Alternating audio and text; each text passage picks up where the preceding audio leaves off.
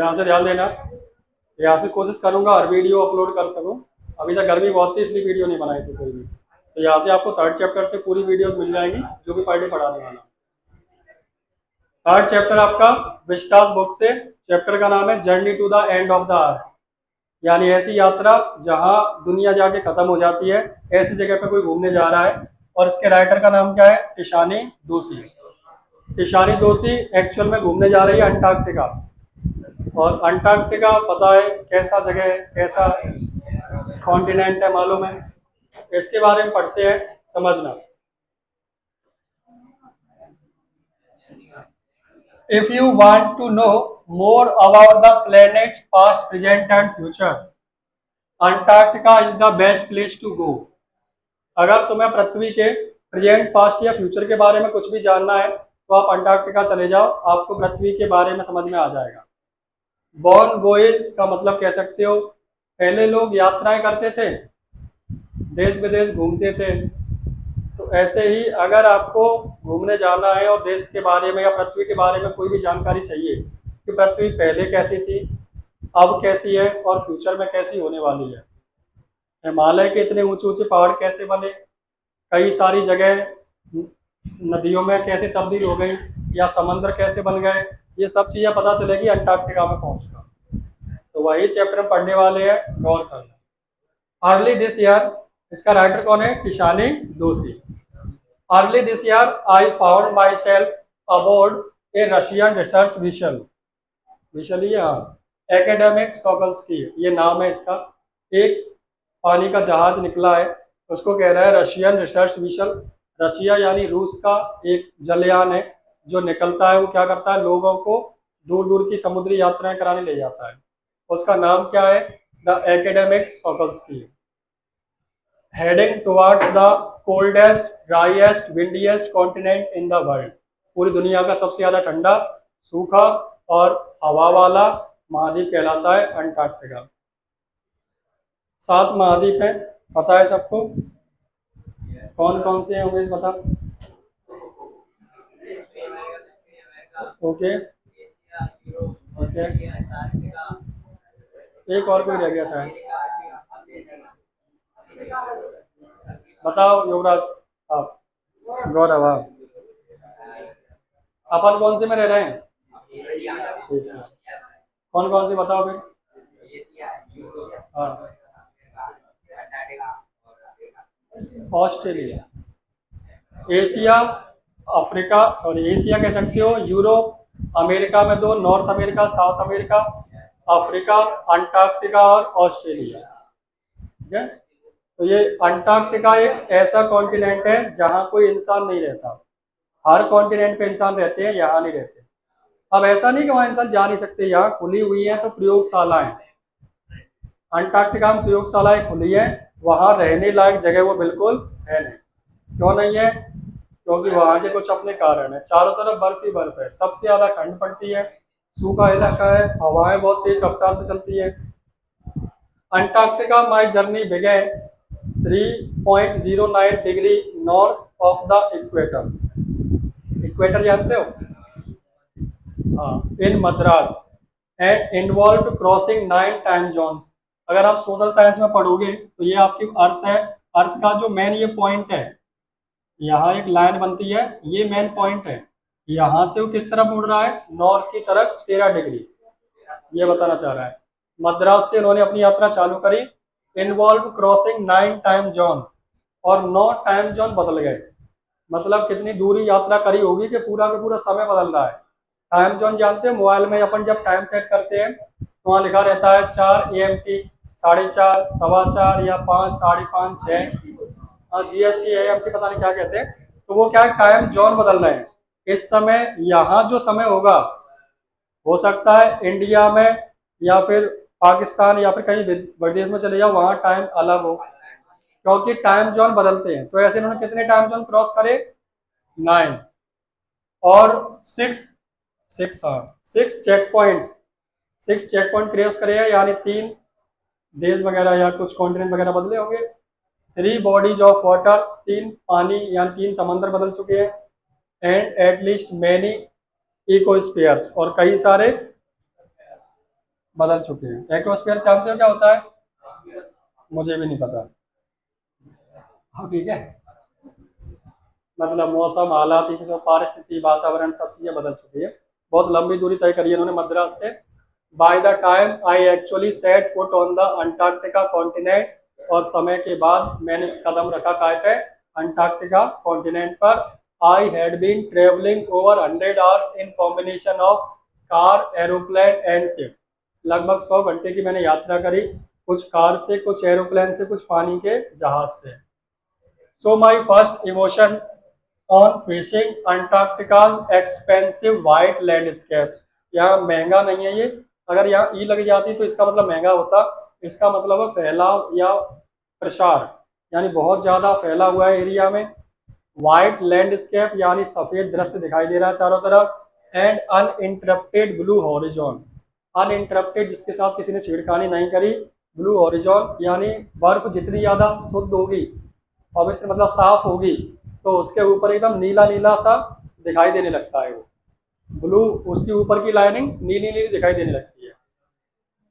Was relief, वो बड़े ही सुकून वाला काम था, सुकून था, राहत थी। Followed up with an immediate and profound wonder, मतलब बहुत ही उस समय अचानक से ऐसा आश्चर्य हो रहा था, पता नहीं मैं कहाँ पहुंच गई। Wonder at its immensity, its isolation, but mainly at how there could have been a time when India and Antarctica were part of the same landmass. अब वंडर एट इट्स इमेंसिटी, उसके इतने फैलाव को देखकर, विस्तार को देखकर, उसकी जगह की खूबसूरती को देखकर एकदम आश्चर्यचकित हो रहा है। और वहाँ आइसोलेशन का मतलब इसने कहा बिल्कुल एकांत में, ये जगह बिल्कुल एकांत में, यहाँ कोई आता जाता ज्यादा नहीं है। और वो कहता है कि मैं इस बात से आश्चर्यचकित हूँ कि किसी समय पर अंटार्कटिका और इंडिया एक ही जमीन के हिस्से थे। अब तुम ये सोचो, एक जमीन के हिस्से थे, आज अंटार्कटिका, इंडिया से अंटार्कटिका पहुंचने के लिए पानी के जहाज से जाना पड़ रहा है। कहा था कितनी बॉडीज, 3 बॉडीज ऑफ वाटर, यानी 3 समुद्रों को पार करके जाना पड़ा। तो बताओ, एक जमीन के टुकड़े थे, वो जमीन से हटके टूट के वो कितना दूर पहुंच गया, कैसे पहुंचा है, एक इसका कारण क्या है, ये चीज पता चलेगी अंटार्कटिका पहुंच के।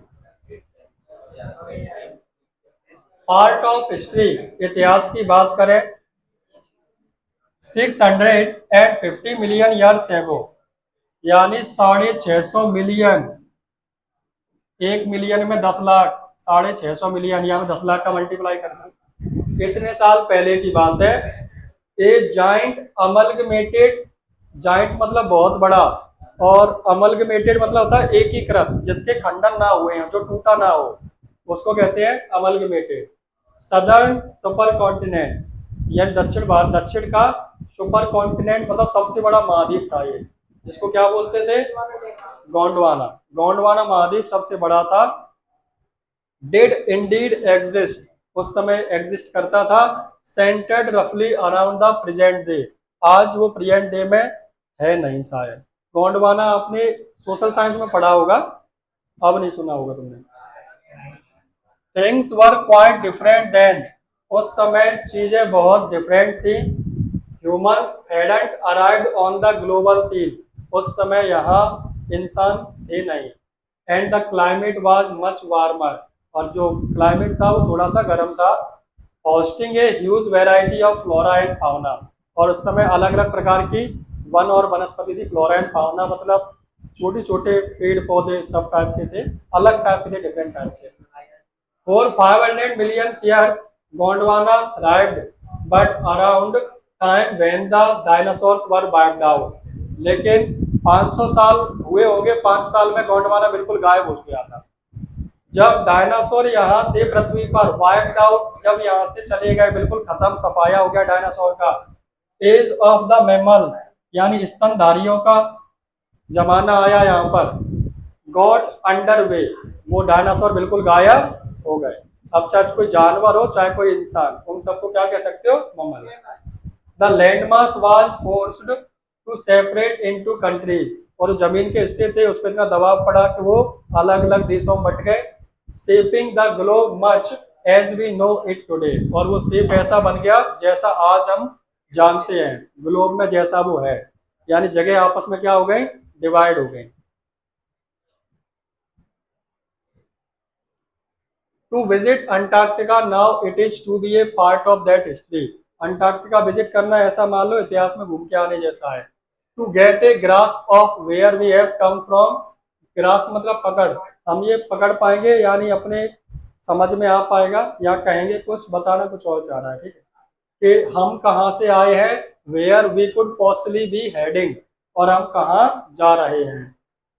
It's the understand the significance of Cordilleran fold and Precambrian granite shield, ये क्वेश्चन में आंसर में भी आएगा। Cordilleran folds and Precambrian granite shield, इनका यही नाम है, इनका कोई हिंदी नाम नहीं। ये क्या है, लेयर थी पृथ्वी के ऊपर, कुछ परतें थी जिसको बोलते थे Cordilleran folds and Precambrian granite shield, granite की कुछ लेयर्स थी ऊपर पृथ्वी के। अब जब पृथ्वी अलग हुई और उनमें चीजों में दरार पड़ी, चीजें टूटी, तो उनमें से कुछ नई चीजें बनी, जैसे कि ozone and carbon evolution and extinction. वहां पता चलेगा कि ये जो कॉर्डिलरन फोल्ड थे, प्री कैम्ब्रियन ग्रेनाइट सील्ड थी, ये कैसे टूटी, अलग कैसे हुई, और इनके जाने से क्या क्या हुआ। ओजोन कार्बन का एवोल्यूशन कैसे हुआ, यानी ये ओजोन और कार्बन कैसे उत्पन्न हुए और कैसे ये भिन्न हो गए, अलग अलग हो गए। When you think about all that can happen in a million years, जब तुम इसके बारे में सोचते हो तो ये कई मिलियन साल पहले की बात है। It can get pretty mind boggling, और ये जब इसके बारे में जानोगे तो माइंड बॉगलिंग, सर चकरा देने वाली बातें सामने आएंगी।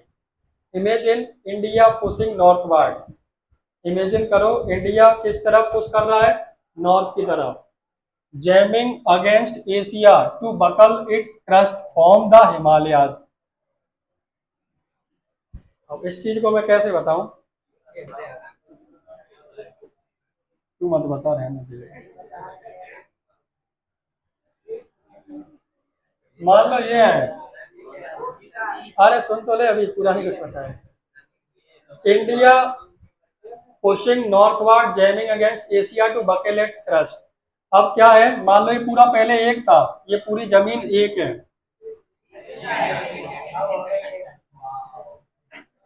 मान लो ये पूरी जमीन एक है। अब जमीन क्या हुआ, पहले जमीन में दरार पड़ी और ये हिस्से कितने हो गए, दो टुकड़े हो गए, ठीक है। फिर क्या होगा, पृथ्वी तो पता पता है घर्षण होता रहता है और मूव करती रहती है पृथ्वी, तो कभी ग्रेविटी के कारण, कभी चंद्रमा की आकर्षण के कारण ये चीजें आपस में टकराती भी रहती है। तो जब ये टकराएंगी, अब एक बात मुझे तुम खुद बताना, बेटा सुन ले, अपनी बकवास निकाल दे। तुम गौर करना, मान लो जब दो कार टकराती है, ठीक है, अब ये कार नहीं है, वैसे ही बता रहा हूं, जब ये दो कार टकराएंगी तो बताओ टकराने पर इनका जो आगे का हिस्सा है वो नीचे की तरफ मुड़ता है या ज्यादातर ऊपर की तरफ।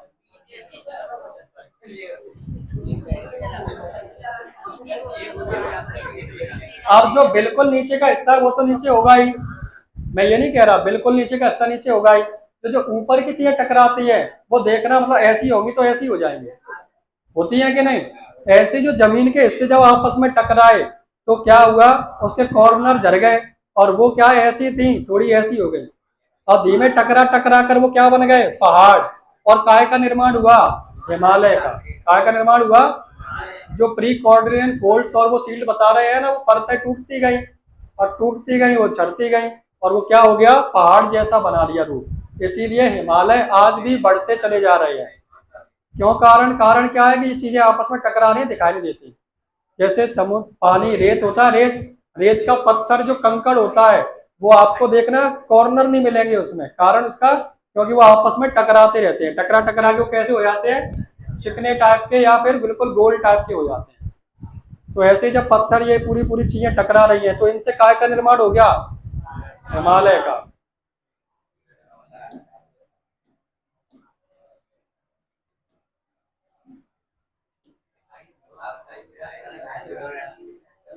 अब पता नहीं वीडियो होगा कि नहीं इस चीज का।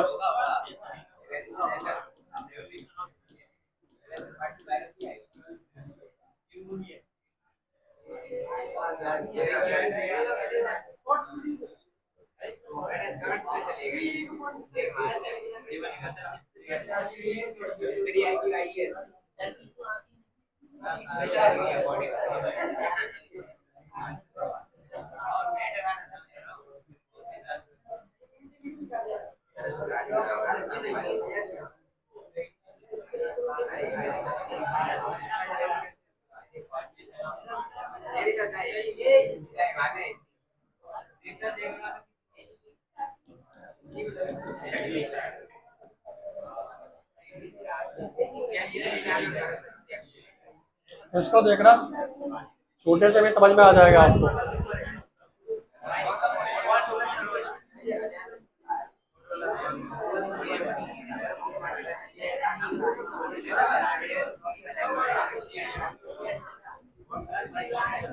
बोलो मत, 16 सेकंड का तुरंत खत्म होगा।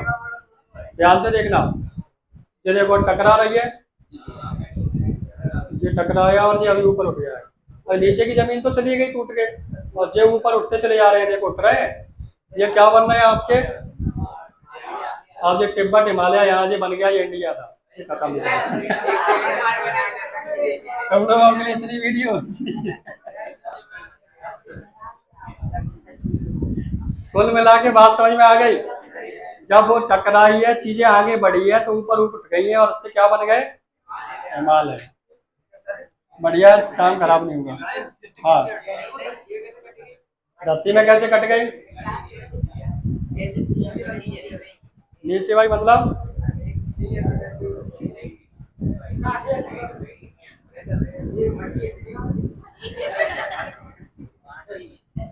अब जा पढ़ा लूँ आगे। इधर तो इधर 10th में सोशल साइंस पढ़ना, तब समझ में आएगा। अब कभी सोशल साइंस पढ़ाता तो तुम्हें बताता। अब यहाँ क्या समय खराब हो जाएगा, चैप्टर भी बचाएगा। आगे सुनो, Himalaya South America drifting off to join North America. South America North America एक साइड हो गए। Opening of the Drake passage, और बीच में एक खाली पैसेज रास्ता बन गया, to create a cold circumpolar current, और उसमें ठंडा, कोल्ड मतलब ठंडा होता है, वहां सरकमपोलर करंट, पानी में भी करंट होता है।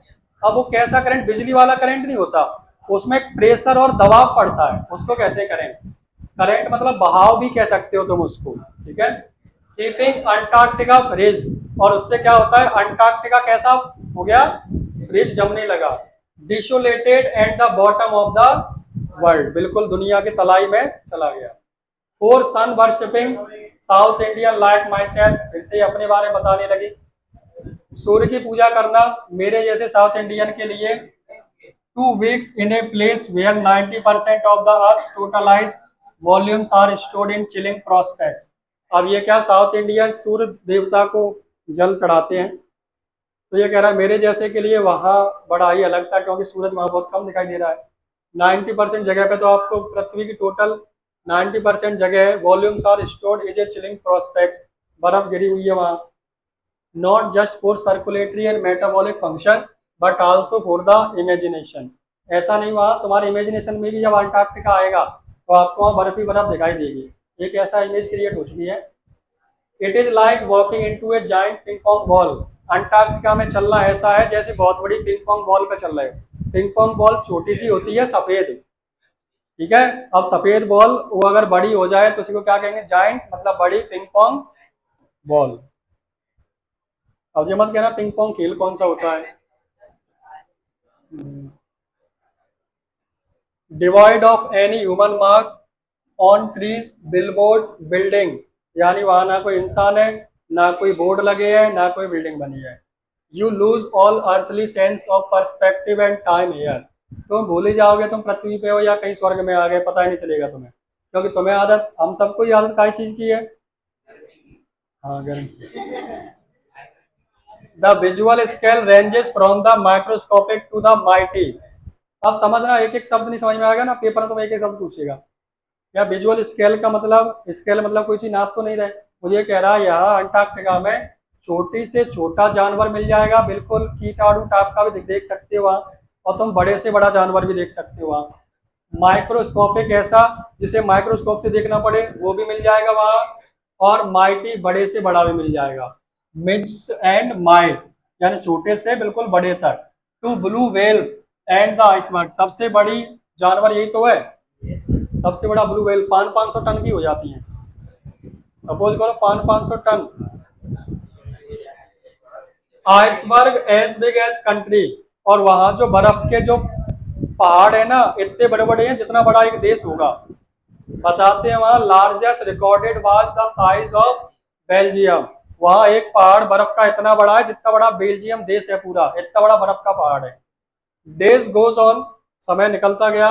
On in surreal 24 hour austral summer light, इन सब के मतलब मैं लगा दूंगा, ठीक है। वहां क्या है, बर्फ में अंधेरा होता ही नहीं है, वो हमेशा चमकती रहती है। इसीलिए आप देखना कभी जो सियाचिन बॉर्डर पे जो फौजी लगे होंगे वो हमेशा तुम्हें काला चश्मा पहने दिखाई देंगे, क्योंकि उसकी इतनी सफेदी होती है, उसकी रोशनी को डायरेक्ट देखा तो आंखों की ब्राइटनेस में इफेक्ट पड़ सकता है। तो आप नोटिस करना वो काला चश्मा हमेशा पहने रहते हैं। रात को अंधेरे में भी वहाँ उजाला होता है जैसे बल्ब जल रहा हो। तो बिल्कुल इतना सररियल, बिल्कुल इतना ज्यादा सफेदी वहाँ छाई हुई थी, ऑस्टल समर लाइट, जैसे कि गर्मियों में धूप बहुत तेज होती है उस तरीके से। उबिक्यूटोस साइलेंस, मतलब ऐसा साइलेंस जो आपने कभी फील नहीं किया हो।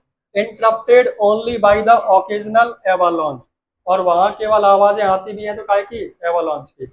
एवालॉन्च मतलब बर्फ के पहाड़ जब पिघल के या फिर दरारें पड़ जाती हैं, टूट के नीचे गिरते हैं, एवालॉन्च। वो बाहुबली वन, सॉरी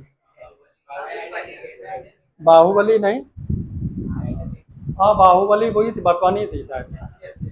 उसमें वो ऊपर उसके साथ लड़की के साथ उसे कोई मारने आता लड़की को, तब वे ऊपर से भगते हैं, पेड़ की खाल के ऊपर बैठ के खिसक रहे होते हैं, पीछे से बर्फ का पहाड़ खिसलता हुआ आ रहा है, वही एवालांच है। और काल्विंग आइस शीट, या फिर बर्फ की क्या चादरें टूटती हुई दिखाई देंगी, मतलब इनकी आवाज सुनाई देगी आपको। Consecrates the place, it is an immersion that will force you to place yourself in a context of earth geological history, और वहां तुम जाके देखोगे तो अर्थ की जियोलॉजिकल हिस्ट्री, भूगर्भिक इतिहास समझ में आएगा तुम्हें। And for humans prognosis isn't good, अब यहाँ कुछ मीनिंग है। प्रोग्नोसिस का मतलब यहाँ फ्यूचर देख के बताना, वैसे इंसान वैसे भविष्यवाणी होती है वो अलग चीजों को देखकर। प्रोग्नोसिस किसी चीज को रिसर्च करके पता चले कि इसमें ये होने वाला है, मतलब तुम्हारा बॉडी का मैं पूरा एक्सरे करूं, पता लगाऊं कि सुनो तुम्हें अब कैंसर होने वाला है, मैंने क्या कर दिया, प्रोग्नोसिस कर दिया। ऐसी भविष्यवाणी जो रिसर्च करके बताई जा रही है। तो पृथ्वी की बारे में जो भविष्यवाणी की गई है वो ज्यादा अच्छी है नहीं। ह्यूमन इम्पैक्ट, इंसान का क्या प्रभाव पड़ा इस चीज पर वो सुनो। Human civilisations have been around for poultry 12,000 years, इंसान इस पृथ्वी पर लगभग माना जाता है 12,000 साल से आया है। बेयरली few second on geological clock, और जियोलॉजिकल क्लॉक की बात करी जाए तो कुछ सेकंड हुए हमें आए हुए। अब तुम समझो, मान लो ये घड़ी है और सबको पता है घड़ी में कितने घंटे। अब ये कह रहा है कि 12,000 साल, 12,000 साल इस घड़ी के हिसाब से अगर नापा जाए तो कुछ सेकंड बनते हैं, तो 12 घंटे तो बहुत हो जाएंगे फिर तुम्हें। तो वो कह रहा है अगर जियोलॉजिकल जितनी पृथ्वी जिंदा रहने वाली है उस हिसाब से देखा जाए तो अभी 12,000 साल गुजरे हैं, और 12,000 साल कुछ सेकंड के बराबर है इस जियोलॉजिकल क्लॉक के हिसाब से। In that short amount of time, इस छोटे से समय में, we have managed to create quite a ruckus, इसका मतलब है तबाही या हलचल मचा देना। इन इतने कम समय में हमने तबाही मचा दी, हलचल मचा दी इस पृथ्वी पर। एचिंग अवर डोमिनेंस ओवर नेचर, और हमने क्या किया, डोमिनेंस किया यानी नेचर से खिलवाड़ किया। अपने गांव बनाए, शहर बनाए, कस्बे बनाए, शहर और बड़े बड़े मेगा सिटीज बनाई। प्रोजेक्ट नहीं चल रहे, स्मार्ट शहर बनाएंगे। Rapid increase of human population, इंसानों की बढ़ती हुई आबादी, has left us battling with other species for limited resource, ये हमें बहुत लिमिटेड रिसोर्स रह गया। पृथ्वी है, जमीन है, उसमें से चीजें तो कम ही जितनी हो सकती है उतनी प्रोडक्ट होंगी, प्रोड्यूस होंगी। इंसान बढ़ता जा रहा है तो समस्या क्या हो रही है, अब पूरे पृथ्वी पे जो हालत होने वाली है, अगर वो हालत देखनी है तो मुंबई में जाके देख सकते हो। अभी मुंबई में यानी जो पूरी पृथ्वी पे हालत होगी वैसी हालत अभी मुंबई में है। वहां तुम जाओगे, लोगों के रहने के लिए एक बाथरूम जितनी जगह का एक कमरा 30,000 का है। अगर तुम मुंबई के शहर के बीचों बीच में रह रहे हो ना, तो 50-50 हजार तक के रूम है। अब क्या तुम करोगे उस रूम में रह के? तुम्हें रह ही नहीं। अभी तो इंसान 3 घंटे लोकल ट्रेन पकड़ के जाता है काम करने, फिर 3 घंटे उधर से आ रहा है, पता चला पूरे दिन यात्रा ही कर रहा है, फिर वहां जाकर काम कर रहा है। क्या हालत होगी? रहने के लिए जगह नहीं है, गंदी झोंगड़ी झुग्गी झोंपड़ी में रह रही है, गंदे नाले के पास, उल्टी सीधी जगहों पर। क्यों? इंसान ज्यादा हो गए, जगह कम पड़ गई, और सब रहना वही चाहते हैं। पृथ्वी पे भी ऐसा ही होगा, इंसान ज्यादा होंगे, जगह कम, क्योंकि जिसके पास पैसा है उसने तो अपने 30 बीघा घेर ली कि इस पर कोई नहीं रह सकता। समस्या आ गई क्या नहीं? जो गरीब है वो कहाँ जाएगा? फिर छोटी छोटी जगह पे एडजस्ट करेगा। इंसान जब ज्यादा हो जाएगा और रिसोर्सेज का इस्तेमाल ज्यादा करेगा। अब टमाटर 120 क्यों चल रहे हैं? हाँ, इस चीज का इससे रिलेशन कितना है समझना। मतलब उत्पादकता कम हो गई, पैदा कम हो रहा है, टमाटर खाने वाले ज्यादा है, तो वो क्या हो गई? महंगे हो गए।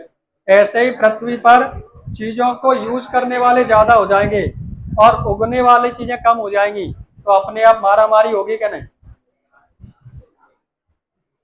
With other species for limited resource, the unmitigated burning of fossil fuels has now created a blanket of carbon dioxide around the world। और जो भारी संख्या में फ्यूल जलाया जा रहा है, ईंधन जल रहा है, उससे कार्बन डाइऑक्साइड निकल रही है और पृथ्वी के ऊपर एक लेयर सी बना दी है उन्होंने, which is slowly but surely increasing the average global temperature। जो धीमे ही सही लेकिन एक ग्लोबल टेम्परेचर को बढ़ा जरूर रही है।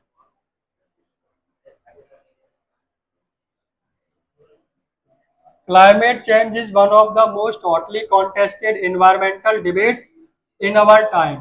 हमारे आज के समय में जब भी क्लाइमेट की बात करी जाती है तो सबसे पहले बात किसकी आती है? अंटार्कटिका। आपने भी सुना होगा कि जो हमें कौन प्रोटेक्ट करता है सूर्य की किरणों से? ओजोन लेयर कहते हैं। ओजोन लेयर में एक बड़ा छेद हो गया है, वो कहाँ दिखाई दिया है? अंटार्कटिका में दिखाई दिया है।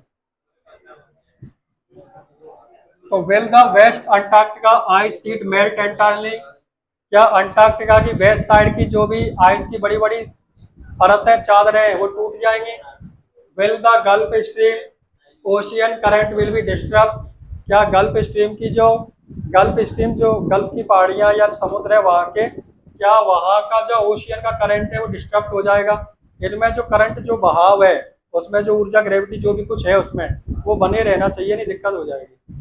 Will it be the end of the world? क्या दुनिया का अंत हो जाएगा? As we know it may be may not be, हो भी सकती है और नहीं भी। Either way Antarctica is a crucial element in this debate. और कुछ भी कहो, अंटार्कटिका इस डिबेट में सबसे ज्यादा क्रूशियल एलिमेंट। इसके बाद जो कहानी बचती है उनको सबसे डायरेक्टली मैं बताऊंगा, सुन लो। तो मैं एक एक लाइन याद नहीं हो रही ना, वो एक एक लाइन पेपर में पूछ रहा है, थोड़ा सा ही बचा है, वैसे ज्यादा नहीं है, बट ज्यादा उसमें ऐसा कुछ स्पेशली है नहीं। हाँ तो पढ़ ले भैया, पढ़ ले, देख ले, सील देखेगा इसमें।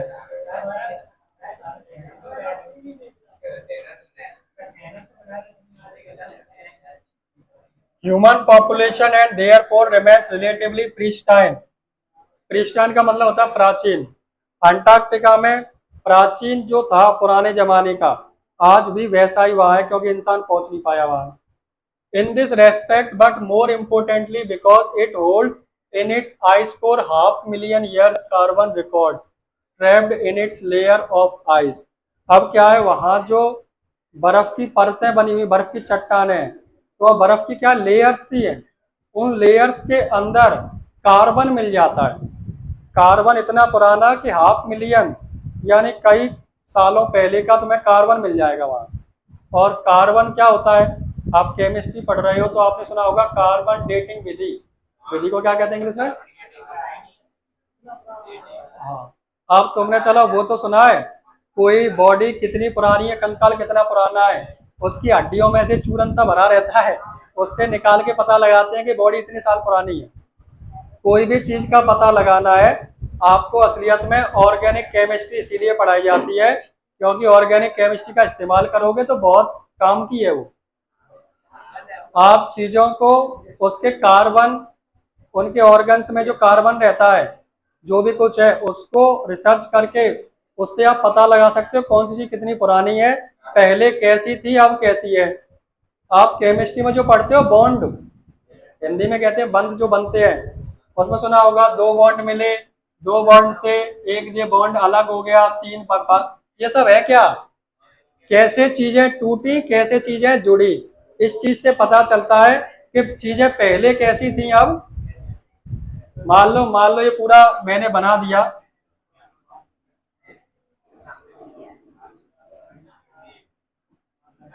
ये हमारा बजरंग दल का आदमी है ये।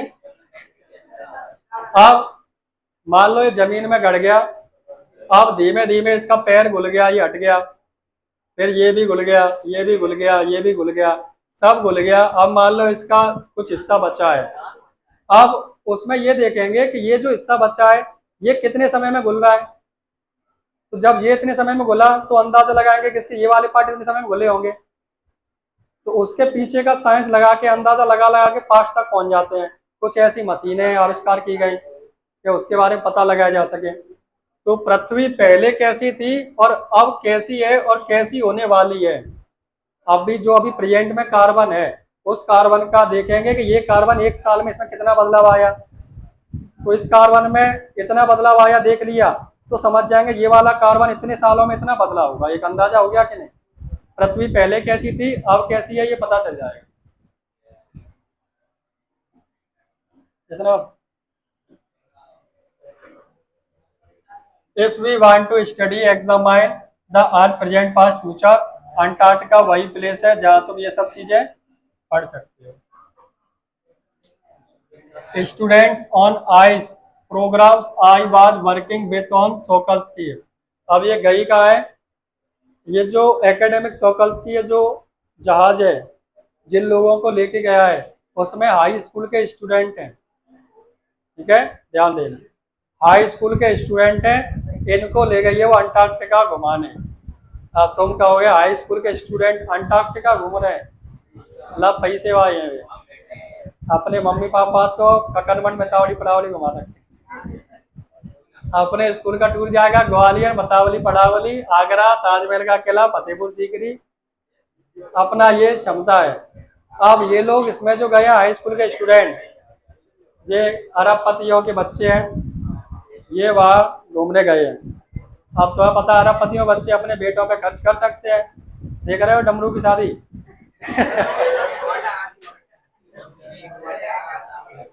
एम्स टू बी, अरे बेटा पैसे में कितना दम है देख सकते हो, वो लड़की इतने भारी आदमी को झेलने को तैयार है पैसे की वजह से, पैसे में बड़ा दम है देख सकते हो इस चीज।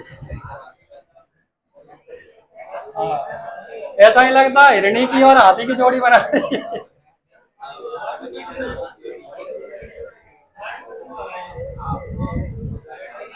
अरे आगे ध्यान, बस उसे पता है पैसे सब मिलता है, बस शादी हो जाने तो बाद में देखेंगे जो भी कुछ है,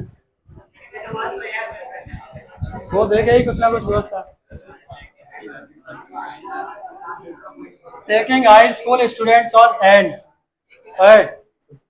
कुछ नहीं, एक इसमें ग्रीन नाम का व्यक्ति है, हाँ जरा जियोफ ग्रीन, जियोफ ग्रीन का रूस का व्यक्ति है, और ये पहले यात्राएं लेके जाता था समुद्री जहाज में, पहले अमीर लोगों को लेके जाता था, वर्ल्ड की बहुत लंबी लंबी समुद्री यात्राएं कराता और दुनिया के अलग अलग ऐसी जगहों पे ले जाता जहां लोग जा नहीं पाते या बहुत अलग है कुछ अलग एक्सपीरियंस।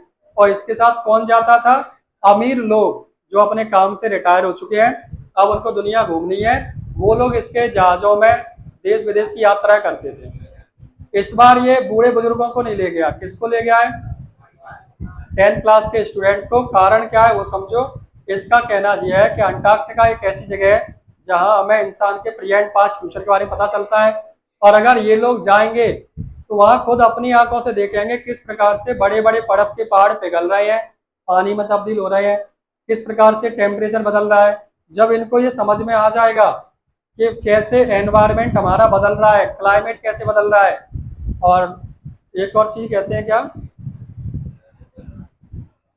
ग्रीन हाउस प्रभाव, वो क्या पड़ रहा है, इन सब चीजों को अगर वो समझेंगे तो ग्लोबल वार्मिंग, ग्लोबल वार्मिंग को भी समझेंगे तो क्या होगा, ये सब अमीर लड़कों के बेटे, अमीर बाप के बेटे हैं। फ्यूचर में कहीं ना कहीं कोई कोई कंपनी चला रहा होगा, कोई कोई कंपनी, और इनके पास करोड़ों अरबों खरबों के प्रोजेक्ट होते हैं। तो जब ये टेक ओवर करें अपने पिताजी का बिजनेस, तो उसमें कम से कम प्रकृति का तो ख्याल रखें कि वहाँ ऐसा हो रहा है, अगर ज़्यादा हमने किया, तबाही ज़्यादा मचाई, तो पूरी दुनिया एक दिन खत्म हो जाएगी। इस बारे में वो थोड़ा ख्याल रखेंगे। वो देश का भविष्य है, फ्यूचर है। तुम्हें ले जाए, तुम्हारी कौन सुन रहा है, वो पैसे वाले हैं। अब वो बच्चे गए हैं, वो देश का भविष्य है, ऐसा नहीं अपन भी भविष्य है। पढ़ लिख के ऐसा प्रोजेक्ट में जा सकते हैं, वो पैसा फंसाएंगे, काम अपन कर सकते हैं। तो हाई स्कूल स्टूडेंट को इसलिए लेके गया है ताकि फ्यूचर में जब इनके हाथ में बागडोर आए देश को संभालने की, तो ये कुछ ऐसे कदम उठाएं जिससे हमारा पर्यावरण भी सुरक्षित, इसलिए वो हाई स्कूल स्टूडेंट को ले गया है।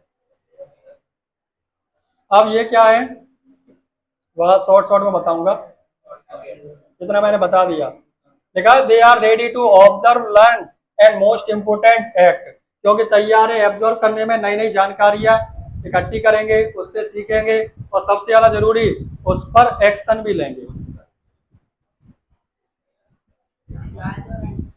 अब ये सबसे, the reason program has been successful is because it is impossible to go anywhere near the south pole and not affected by it. It is easy to blast by polar ice caps melting while sitting in comfort zone. जब हम यहाँ बैठे हैं अपने अपने घरों में, वहाँ बर्फ के पहाड़ बड़े बड़े पिघल रहे हैं, और इनके लिए इस यात्रा का सबसे बढ़िया पॉइंट क्या रहा, ये साउथ पोल पर जा रहे थे, यानी साउथ की तरफ इनका जहाज जा रहा था। तो जाके बर्फ ही बर्फ, जहाँ जहाँ पानी है वहां तो चल रहा है, एकदम से आगे सकरा रास्ता आ गया, वहां से इनका जहाज मुड़ नहीं पा रहा, यानी आगे नहीं जा सकता। तो उसने क्या कहा कि आपको यहाँ उतरना पड़ेगा। तो ये उस जहाज में से बर्फ की चादरों पे उतर गए। समंदर है एक्चुअल में वो, बट वहाँ 1 मीटर की मोटी बर्फ की चादर है। 1 मीटर कितना होता है, ऐसे ही नापते हैं शायद, पता नहीं, इतनी मोटी बर्फ की चादर है। उसके ऊपर ये लोग चल रहे हैं, लगभग 52 लोग हैं, 50 है यानी 52 है, क्योंकि इन्होंने मना कर दिया कि मैं अपना ये जहाज मोड़ के लाता हूँ, तब तक आप इस पर चलो, वहां मिलना मुझे। और जब ये जा रहे थे तो दूर बैठे इनको ये सील अलग अपना धूप सेकती हुई, यानी अपने आप को सेक रही है धूप में, थोड़ी बहुत धूप भी निकली होगी, और ये उस बर्फ के पहाड़ों पर चल रहे हैं। बड़ा ही अच्छा मनोरंजक माहौल था, जैसे अपने यहाँ कुत्ते गैया डले रहते हैं, ऐसे ये वहां डले हुए हैं।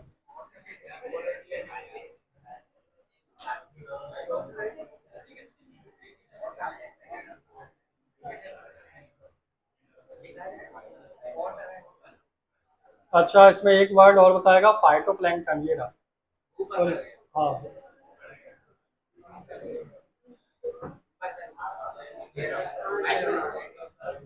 इसका एक क्वेश्चन आएगा, फाइटोप्लैंक्टन। अब क्या है, समुद्र के अंदर आपको दिखाई देगा, झाड़ियां टाइप की दिखाई देती हैं, उन्हीं को कहते हैं फाइटोप्लैंक्टन। समुद्र के अंदर आपने कभी सोचा है कि पानी के जीव जंतु, मछली वगैरह सांस कैसे लेते हैं? अब आपने ये तो सुना है कि गलफड़ों से सांस लेते हैं, ये आपने सुना होगा, लेकिन पानी में ऑक्सीजन आती कहाँ से है? ये जो फाइटोप्लैंक्टन है ना, अरे सुन ले बेटा, हाँ बता दो। अब तुम्हें पता है कि ऑक्सीजन होती है पानी में, हाइड्रोजन प्लस ऑक्सीजन मिला, लेकिन वो तो मिलके पानी बन गया ना, फिर ऑक्सीजन कहाँ रहा? वो तुम्हें फिजिक्स या केमिस्ट्री में जाओगे तो प्रैक्टिकल करके बताएंगे, बैलून बांध देंगे उसमें, फिर एक विधि के द्वारा उसमें से हाइड्रोजन ऑक्सीजन अलग किया जाएगा, जो ऑक्सीजन निकलेगी वो गुब्बारे या पन्नी में भर जाएगी। ये एक्सपेरिमेंट किया जा सकता है, हो सकता है, हाइड्रोजन को ऑक्सीजन से अलग किया जा सकता है, इसको प्रैक्टिकल वे में कर सकते हैं। अब वो साइंस वाला टीचर बताएगा कैसे, उसका एक पूरी विधि है, क्या में अलग हो सकते हैं, अब वो बाद में पढ़ लेना, मुझे इससे मतलब नहीं है। फाइटोप्लैंक्टन क्या है, जो पानी के अंदर जो घास शैवाल होते हैं ना, अब तुम सबको मालूम है कि जितने भी पेड़ होते हैं वो क्या करते हैं, जब अपना खाना बनाते हैं, तो खाना बनाते हैं तो अपने में से क्या छोड़ते हैं? ऐसे जो जमीन समुद्र के अंदर जो वृक्ष हैं उनको क्या कहेंगे? फाइटोप्लैंक्टन। झाड़ियां हैं जो घास वगैरह है उनको फाइटोप्लैंक्टन कहते हैं। तो वो जब अपना खाना बनाते हैं तो खाना बनाने के बाद अपने में से क्या छोड़ते हैं, और उसी ऑक्सीजन की वजह से जितने भी जलीय जीव हैं वो कैसे हैं? जिंदा हैं। ऑक्सीजन ले रहे हैं तभी जिंदा है। अब ये मना क्यों कर रहे हैं उसको सुनो। हम लोग फैक्ट्रियों में केमिकल्स का इस्तेमाल कर रहे हैं और फैक्ट्रियों का गंदा पानी नदियों में जा रहा है, और नदी कहीं ना कहीं लास्ट में जाके सुना होगा कि फलानी बंगाल की खाड़ी में गिरती है, अरब सागर में गिर रही है। नदियां कहीं ना कहीं समुद्र में तो जाके मिल रही हैं, और अगर समुद्र में वो केमिकल वाला पानी जाएगा तो इन फाइटोप्लैंक्टन्स को भी प्रभावित करेगा। और अगर ये फाइटोप्लैंक्टन्स, ये जो पेड़ पौधे हैं, ये अगर नष्ट होने लगे तो पानी में ऑक्सीजन नहीं मिलेगी, और ऑक्सीजन नहीं मिलेगी जितने भी जलीय जीव हैं क्या होगा वो, और अगर वो मरे तो अपन पर प्रभाव ज्यादा पड़ेगा। सुनना क्या, बहुत सारी मछलियों से दवाइयां बनती है, उनके ऑयल से, उनके लीवर में से निकलने वाली कुछ चीजों केमिकल से। यहाँ तक कि आपको टीबी भी हो जाएगी ना, डॉक्टर सलाह देगा मछली खाओ, उसमें कुछ अलग प्रकार का तेल होता है जो आपको फायदा करता है। बहुत सारी दवाइयां हैं जो वहां समुद्र में मिलने वाले पौधों से मिलती हैं, जड़ी बूटियों से मिलती हैं, क्योंकि वहाँ हजारों साल से पौधे लगे हैं, उनमें कुछ अलग नेचुरल चीजें हैं। वहाँ जो जलीय जीव मिल रहे हैं उनमें कुछ अलग वेराइटीज हैं। एक तो उनसे बहुत सारी चीजें, दवाइयां बन रही हैं, बहुत सारी चीजें बन रही हैं। दूसरा, आधा आधा क्या, लगभग 80% पृथ्वी पर कह सकते हो लोग मछलियां खा के जिंदा है। कहते हैं शाकाहारी बनो, तुम जिस दिन पूरा वर्ल्ड शाकाहारी बन गया, भूखे मर जाओगे, गेहूं के भाव गरीब आदमी खरीद नहीं पाएगा। क्योंकि अपने इंडिया में देखो, आधे साधारण स्टेट्स, सब जो दक्षिण भारत के राज्य हैं वो मछली चावल से गुजारा कर रहे हैं। सपोज करो मछली चावल खाना बंद कर दिया तो क्या होगा, खाना खाएंगे, और खाना खाएंगे तो पता है इतना अनाज हर जगह नहीं उगता, इंडिया में होता है, और इंडिया में भी कुछ जगहों पर, हर जगह गेहूं नहीं उग रहा। फिर ये एक्सपोर्ट होता है, इंडिया के 10-14 राज्य हिंदी भाषी राज्य हैं, यहाँ गेहूं ज्यादा होता है। फिर कहीं और जाओगे तो वहाँ चावल वगैरह हो रहे हैं। बाकी का कल पढ़ाएंगे, टाइम हो गया।